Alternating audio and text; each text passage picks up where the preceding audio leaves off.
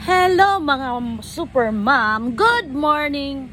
It's 7:22 in the morning. It's so early guys. 6 nagising na ako.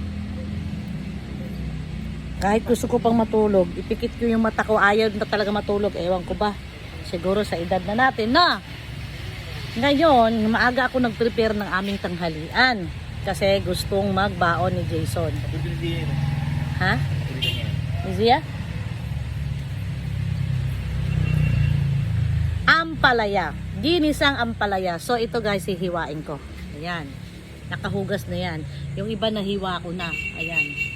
Tapos ito na yung sibuyas, bawang, kamatis at giniling. Tapos lalagyan ko pa yan ng binating itlog.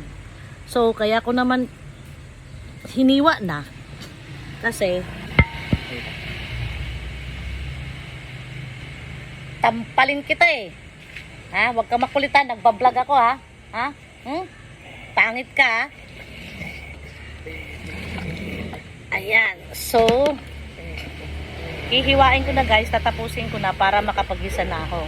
Yung aking kawali ay nakahanda na. So, tatayo ako guys kasi hindi ako komportable pag nakaupo.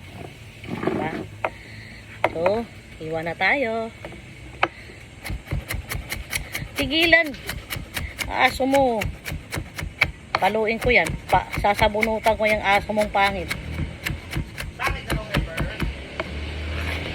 Kasi dun sa trabaho nila ni Jason, walang karinderya, malayo. Kaya araw-araw talaga nagbabaon sila. Ayan.